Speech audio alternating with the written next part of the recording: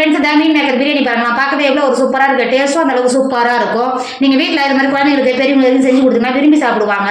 அந்த அளவுக்கு சூப்பராக இருக்கும். இன்றைக்கி சூப்பரான மீன் மேக்கர் வச்சு இன்றைக்கி சூப்பரான பிரியாணி தான் பண்ண போகிறோம். அதுவும் மீன் மேக்கர் வச்சு தான் பண்ண போகிறோம். எப்படி செய்யலாம்னு பார்க்கலாமா?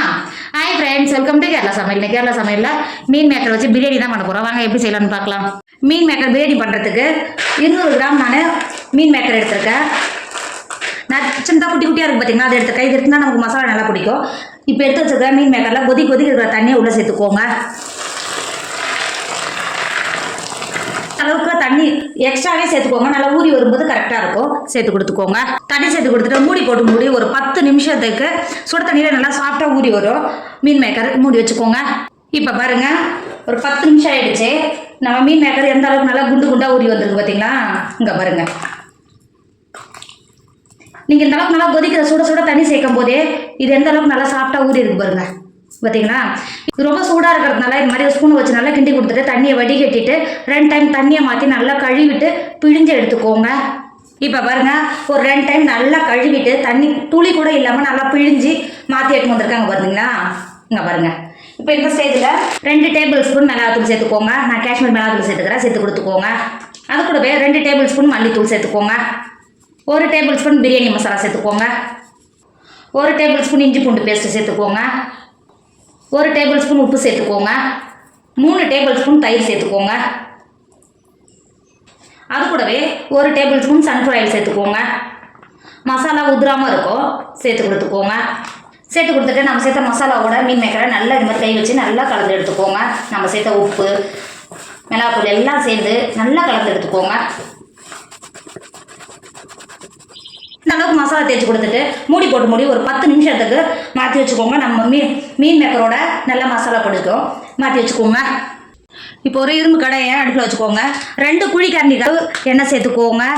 2 குழிக்கரண்டி பார்த்தா ஒரு 5 டேபிள் ஸ்பூன் வரும். சேர்த்து கொடுத்துக்கோங்க. நம்ம மீன் மேக்கர் வறுத்து எடுக்க போகிறோம், அதனால தான் இந்த அளவுக்கு எண்ணெய் சேர்த்துக்கிறோம்.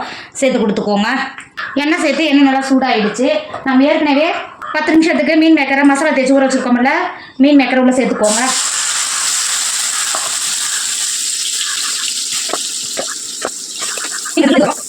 மீன் மேக்கரை சேர்த்து கொடுத்துட்டு ஒரு 10 நிமிஷத்துக்கு இந்த மாதிரி கிண்டி விட்டு நல்லா ஒரு 10 நிமிஷத்துக்கு வேக விடுங்க. நல்லா ட்ரை ஆகி வெந்து வரும்.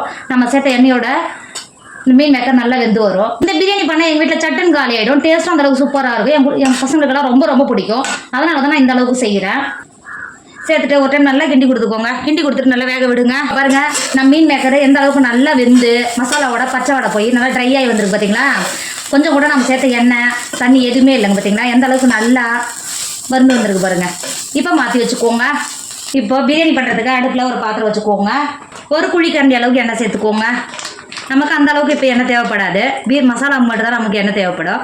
ஒரு குழிக்கரண்டி அளவுக்கு எண்ணெய் சேர்த்துக்கோங்க. எண்ணெய் சேர்த்து எண்ணெய் நல்லா சூடாயிடுச்சு. 2 பிரியாணி இலை, 5-6 கிராம்பு சேர்த்துக்கோங்க. அது கூடவே ஒரு துண்டு பட்டை சேர்த்துக்கோங்க. பட்டை கிராம்பு அன்னாச்சி பூ சேர்த்து நல்லா பொரிஞ்சு வந்துருச்சு. 5 பெரிய சைஸ் வெங்காயத்தை நீல வாக்கில் கட் பண்ணி வச்சுருக்கேன். இப்போ உள்ள சேர்த்து கொடுத்துக்கோங்க. வெங்காயத்தை சேர்த்து கொடுத்துட்டு அது கூடவே நான் 6 பச்சை மிளகாய் நீல வாக்கில் கீழ்த்தி வச்சுருக்கேன். இப்போ உள்ள சேர்த்து கொடுத்துக்கோங்க. சேர்த்து கொடுத்துட்டு அது கூடவே 1 டேபிள் ஸ்பூன் உப்பு சேர்த்துக்கோங்க. நீங்கள் உப்பு சேர்த்து வெங்காயம் வதக்கும் போது சட்டுன்னு வதங்கி வந்துடும். சேர்த்துட்டு 10 நிமிஷத்துக்கு வெங்காயத்தை நல்லா வதக்கிக்கோங்க. இப்போ பாருங்கள், வெங்காயம் எந்த அளவுக்கு நல்லா வதங்கி வந்திருக்கு பார்த்தீங்களா? இப்போ இந்த ஸ்டேஜில் 2 டேபிள் ஸ்பூன் இஞ்சி பூண்டு பேஸ்ட்டு சேர்த்துக்கோங்க. அது கூடவே பழுத்த 4 தக்காளி, பெரிய சைஸ் தக்காளியை நீல வாக்கில் கட் பண்ணி வச்சுருக்கேன். இப்போ சேர்த்து கொடுத்துக்கோங்க. சேர்த்து கொடுத்துட்டு அது கூடவே இஞ்சி பூண்டு பச்சை வடை போய் தக்காளி வதங்குற வரைக்கும் வதக்கிக்கோங்க. இப்போ பாருங்கள், தக்காளி எந்த அளவுக்கு நல்லா வதங்கி வந்துருக்கு பார்த்தீங்கன்னா? அதே சமயம் இஞ்சி பூண்டும் பச்சை வடை போயிடுச்சு. நம்ம இப்போ மசாலாலாம் சேர்த்துக்கலாம். 2 டேபிள் ஸ்பூன் காஷ்மீர் மிளகாத்தூள் சேர்த்துக்கோங்க. நம்ம ஏற்கனவே பச்சை மிளகா சேர்த்துக்கிறோம். நீங்கள் காரத்துக்கு அனுசரித்து சேர்த்து கொடுத்துக்கோங்க. 2 டேபிள் ஸ்பூன் பிரியாணி மசாலா சேர்த்துக்கோங்க. மசாலா சேர்த்து கொடுத்து அது கூடவே ஒரு 3 டேபிள் ஸ்பூன் தயிர் சேர்த்துக்கோங்க. நம்ம ஏற்கனவே மீன் மேக்கரில் தயிர் சேர்த்துக்கிறோம். ஒரு 3 டேபிள் ஸ்பூன் மட்டும் தயிர் சேர்த்துக்கோங்க. சேர்த்து கொடுத்துட்டு நல்லா வதக்கிக்கோங்க. நல்லா கிண்டி கொடுத்துக்கோங்க.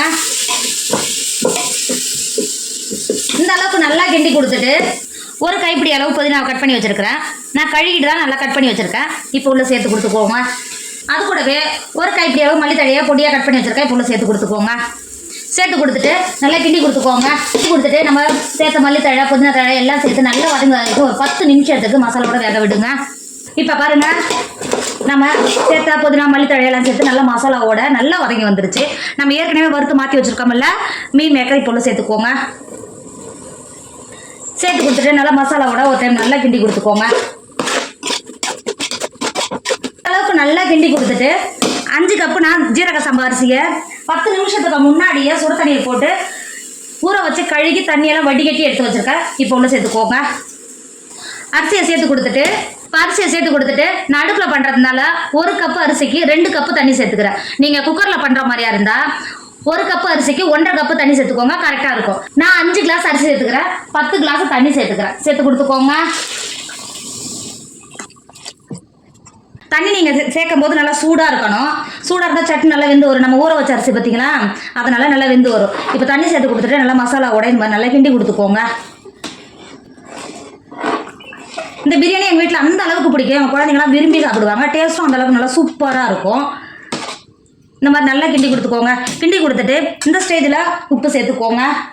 நான் மீன் மேக்கரில் இருக்கும் வெங்காயம் வதங்கும் போது 2 டேபிள் ஸ்பூன் உப்பு சேர்த்துக்கிறோம். அதுக்கான சரிச்சு இப்போ உப்பு சேர்த்துக்கோங்க. நான் 2 டேபிள் ஸ்பூன் உப்பு சேர்த்துக்கிறேன். உப்பு சேர்த்துட்டு ஒரு டைம் நல்லா கிண்டி கொடுத்துக்கோங்க. நீங்கள் உப்பு சேர்க்கும் போது பிரியாணி பண்ணும்போது எப்பயுமே நீங்கள் உப்பு சேர்க்கும் போது உப்பு ஒரு பிஞ்சு அதிகமாக தான் இருக்கணும். அப்போ தான் சாதம் வெந்து வரும்போது கரெக்டாக இருக்கும். இப்போ கிண்டி கொடுத்துட்டு ஒரு எலுமிச்சம்பழத்தை கட் பண்ணிவிட்டு விதையை மட்டும் நீக்கிட்டு எடுத்து வச்சுருக்கேன். இப்போ எலுமிச்சம்பழத்தை பிழிஞ்சிட்டு சாரை உள்ள சேர்த்துக்கோங்க.